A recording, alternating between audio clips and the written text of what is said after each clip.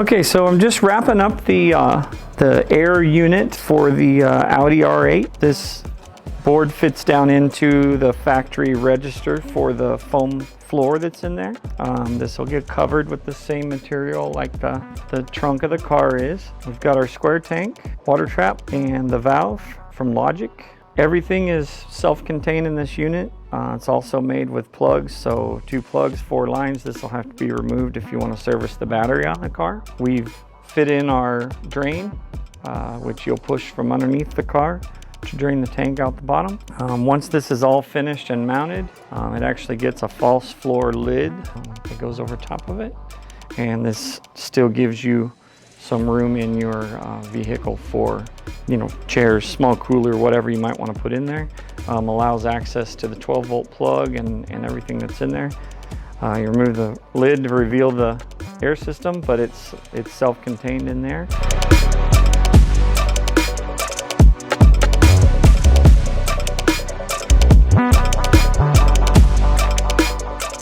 Hi, my name is Sebastian. I'm friends with Jason and James Campbell and know them for like 6-8 years now. Yeah, I try to go over here to America like 1 time a year for like between 4 and 6 weeks, and I'm an offshore welder back home. So I'm from Sweden, but I work in Norway. They got a ton of oil on the west coast there, so I'm an offshore welder actually.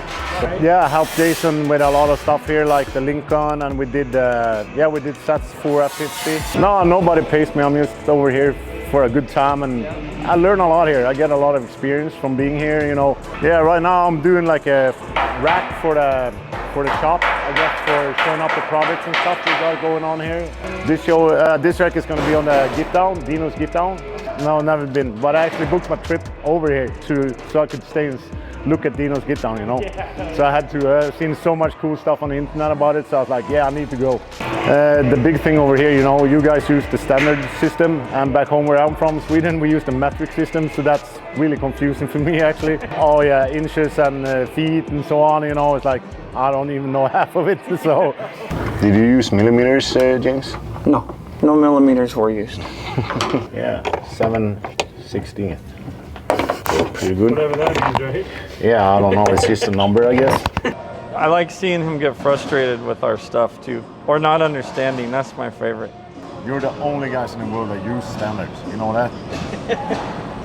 Everybody's No, there's a country in Africa that uses standard? Yeah.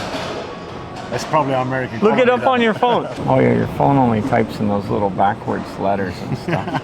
Hey, why do they call me faggot? What's that say right there? Yeah, it says like James is a gay. There should be that one. There it is. So this place uses standard, and that little place over there. Countries which have either not officially adopted the metric system or have officially adopted the metric system. USA, Myanmar and Liberia, Samoa and 3 associated states of the US. Come on, dude. You see all the green there? That's the rest of the world. Everyone on more people? Yeah, but it's like, no. It's so wrong, James. Champions use champions. Winners. Oh no. People that go to the moon. People that make the first sure atomic bomb. To the moon? The first atomic bomb people. We made lots of cool stuff. Like the Ford Pinto. Yeah, it's a little bit of a challenge, but I manage. I get help from all the boys over here, so they're really nice to me and help me out. I'm into cars back home in Sweden. I got my own Chevy C30 1978 pickup dually truck. So yeah, I had a Impala 68 2-door hardtop fastback that I actually made as I rebuilt it to a lowrider. After that, I had a Buick Grand National actually, I-87, one of 5 in Sweden. And yeah, then I had an OBS truck, a little small stuff here and there. Yeah, I love it. Actually, I want to move here, but you know, see what happens with that. But it has been really cool to live here and help out here at the shop. This is usually when I find out my idea doesn't work. Can you grab those and kind of pull them back? Well, you can't do the shiny. I'm gonna have to put longer hoses. I'm gonna have to stick them up from the bottom. That's what I'm gonna have to do. So I'm gonna have to take this back out. I knew exactly what to do, but in a much more real sense, I had no idea what to do. This allows you to still put stuff in here and it shouldn't, you know, bash through onto the thing, mainly just to keep stuff that might be flammable from ending up on there. He learned about our machine drills today. Weird system. We have drill bits that are in fractions, 3/8, 7/16, so to speak. But once they get down to a machine size, so like a more precise size, then they turn into numbers and letters. Right. So you might need a number 7, or you might need a letter N drill bit. And Weird stuff going on, dude. all right, James here with the Audi R8, just wrapping things up. We installed the air struts and the Air IQ management system. Got everything set up, presets, working good, no leaks, and we're finished, and I think we're off to drop it off for a supercharger now.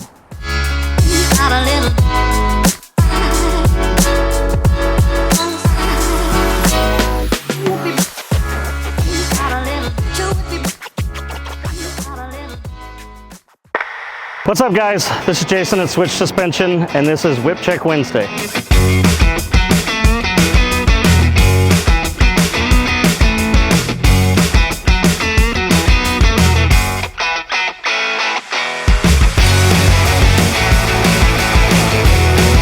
This is my 1972 Chevrolet Suburban. My grandparents bought it new in 1972, so it's been in my family since it was new. I rode to school in it. My grandmother used to drive me to school in it every day, so me and my brother have traveled back and forth across the country in it. So it's got a lot of miles on it, a lot of memories in it, from being a child all the way up to now, having my son ride around in it with me, who's named after my grandpa that owned it. His name is Alec, and yeah, this one will be his when he gets old enough to drive it. I mean, started off original, same color. The actual paint on the inside of the truck is still the factory paint. Okay. Never been redone. Added some murals and stuff over top of it, but the factory paint was in such good shape there was no reason to mess with it. The outside is the original color redone with a House of Color gold metal flake on it. Okay. That was all done by my brother. You know, just a family project, really, over the years. The truck's on air ride, Slam Specialties airbags, McGoy's drop spindles in the front, by our air compressors. It's using our Switch Suspension manifold valve for its air. It is reliable, it does work. I've had it in there for a couple years now, and it's a great valve for the price. It's got an original Street Beat sliding rag top. That company, they changed, they're doing them a little bit nicer, a little bit better now under the name of Legacy, but I think same basic guys that started out. So triple carburetors, so triple single carbs on a Offenhauser manifold on the 6-cylinder, just to dress it up a little bit. Doesn't do anything for the power in this case because the truck is way underpowered as it is. Wheels are American Racing 20-inch rims, or I think they were called a Nova, and it's chrome undercarriage. It's got, you know, the underhood is fully detailed. It's an original inline 6 with 3 on the tree, so it's a great anti-theft device. There's about 5 people in the world that can drive them, so, you know, did the wood flooring in the cargo area just to dress it up, make it look a little different. Kind of went with that surf woody vibe. The whole theme of the truck is kind of beach, you know, Hawaii beach. All of the tikis that are on the tank and the dash, or the flowers under the hood, those are all done by Ron Hernandez. Those are all brush painted by him. Flowers that are in all the doors and things like that were airbrushed by a guy named Rob Olin, really talented airbrush artist. I told him what I wanted. I said, you know, I kind of want to do flowers on the door jambs and things like that. He took it from me and wouldn't let me see it the entire time he had it. This was a complete surprise. I didn't ask for this. He did this on his own, just because he thought it would fit in nice. Same with Ron Hernandez. When Ron did the mural on the tank and the dash and under the hood, I gave Ron my parts, told him I like tikis and flowers and all that kind of stuff. He knew the theme I was going for. That's all out of his brain. I don't take any responsibility for that because he killed it. I mean, there's nothing about it that I could complain about. You know, I told him a basic, and I got that, and I think I got way more than what I was expecting. The amount of detail in all the murals. I mean, if you get up close to any of those, the shadowing, just all the crazy stuff, it looks three-dimensional, it looks great. So, you know, Ron is by far the best in my opinion when it comes to that kind of stuff. So, you know, my brother and I did a lot of the work on it. James did the hardline work. I've done the fabrication. We've both kind of done the mechanical. We, you know, just over the years, it evolved from a stock truck to a just dropped truck to air ride, and then went full show, kind of got out of hand and started detailing everything and finishing everything up. You know, I told everybody when I started driving it, oh, it's just going to be a driver. I'm not going to do anything to it. I'm just going to lower it, leave it stock and leave it alone. And yeah, it didn't work out. It's got a lot of miles on it, a lot of memories in it, from being a child all the way up to now, having my son ride around in it with me.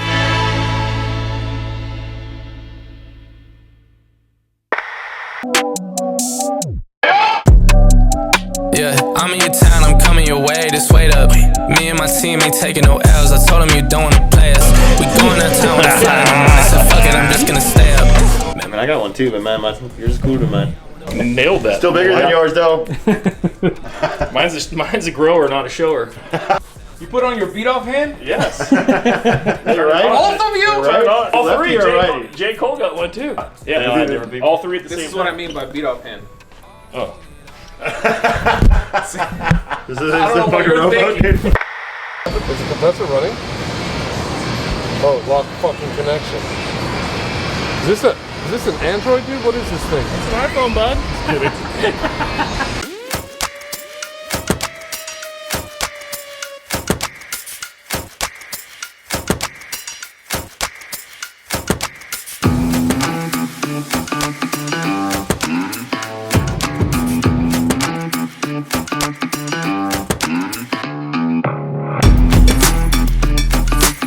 Like what happens is, like, say this goes to a shop and it gets put on a lift. Okay. Maybe they're working on, they take the shocks off.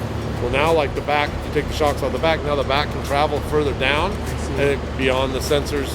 Ow, they break all the time. Yeah, a lot of guys will set up sensors and really only be concerned about, hey, what happens when it's all the way down? Okay, I want to maximize it, but when it's all the way down, the sensor's at the very bottom. Well, what happens if you lay out on an uneven surface, you know? Like now the axle could be canted a little bit. I see. Boom, takes it beyond its travel. So like we used to maximize, like get the sensor, boom, all the way one way, boom, all the way the other way. But what we learned is, man, there's scenarios where it'll just go past what we think it can do. Right. You know, and then we break. So really, AccuAir says you need 30% of the sensor travel for it to work. We probably get like around 70 to 85, 90% of travel. That way there's some grace both sides, just in case. For sure. So yeah, when it's totally done, it'll stop. When it's totally done, it'll stop on ride height number 2. So ride height number 2 is like when you do rise on start, it goes to ride height number 2. So ride height number 2 should be your driving height, where you're aligned at. 1 being low, or like on some stuff, we'll set number 1 up to be like the drop height. Like if say we don't want the frame to hit the ground, you know what I mean? Like we'll get it real freaking close. Like call that number 1. Okay. Tanner got the sensors pretty close. Look at that. So this is your front touchpad showing you percentage of travel. Rear touchpad showing you percentage of travel. So watch, we get the rear down, the rear up. Same thing on the front, front up, front down. You can hit individual stuff. You just wanted just one corner to go. Or then boom, all your ride heights. Number 1 ride height. Number 1 ride height is preset after you do the calibration. I see. To be 10% of the travel. Ride height number 2, 50% of the travel. And then ride height number 3, 90% of the travel. So from here, you make your own adjustments. Right. Okay. You set number 2 where you want it, number 1 where you want it, number 3 where you want it. Just like setting a radio station. So typically what we're super concerned about is our number 2 ride height. Okay. So we always will dial it in, drive it around, set our number 2 ride height, you know, basically as low as we can possibly get it and make the truck still drivable. Yeah, it's got to steer, it's got to do some stuff, right? We want the ride quality, we want it to be alignable. So that's what we're super concerned about, our number 2. Once that's set, yeah, we set our number 1 typically at like a super low cruise height. So this is like parking lot pimping stuff, right? You hit number 1, you pull in, you got limited steering, your frame's a millimeter off the ground. Did you use millimeters, James? No, no millimeters were used.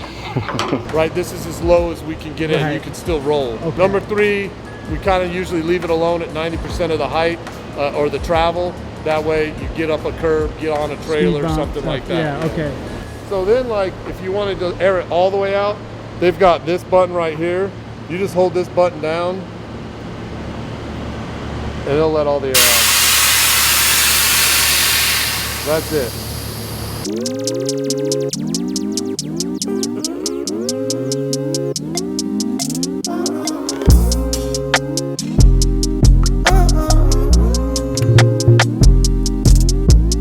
Slide the whip, grab the key, yeah we gone. Life good, what you need, more than you got. Can't pretend I'm rocking with you even if you on. Can't pretend I'm rocking with you even if you slide the whip, grab the key, yeah we gone. Life good, what you need, more than you got. Can't pretend I'm rocking with you even if you on.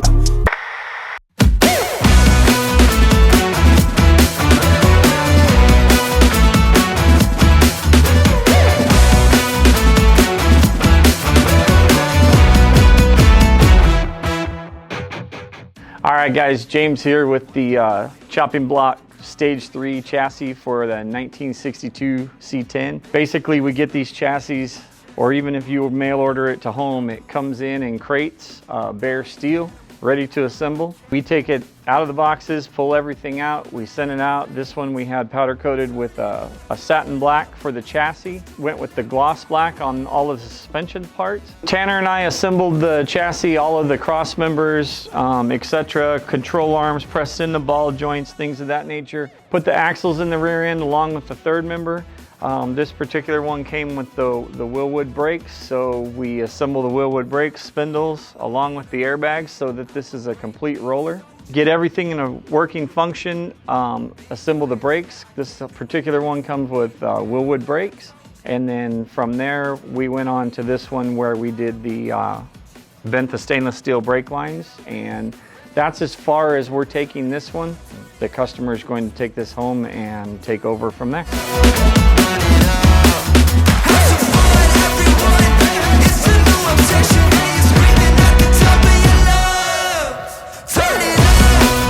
Different levels of perfection. You basically on this stuff, nobody ever wants to hear this, and the guys that are the pros will tell you otherwise, but you basically chase all of this stuff till it's good enough for you. There's always something you could go back and do. The problem is these things are built over, and products and technology have changed in those 3 years. Yeah. So there's things we could turn around, and in our own shop, we didn't have all the equipment that we have now. So granted, it would be really neat to turn around and go all the way back to the beginning and make that bed different because we have better equipment now. But you can't do that. Coulda, shoulda, woulda. You can't just keep backing up.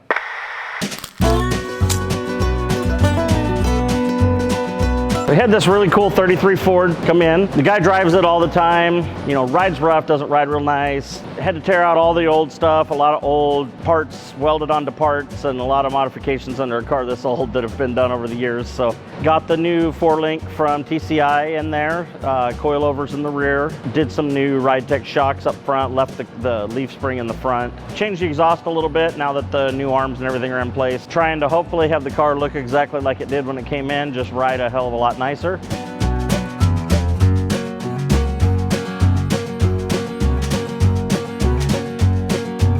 Working with Tanner.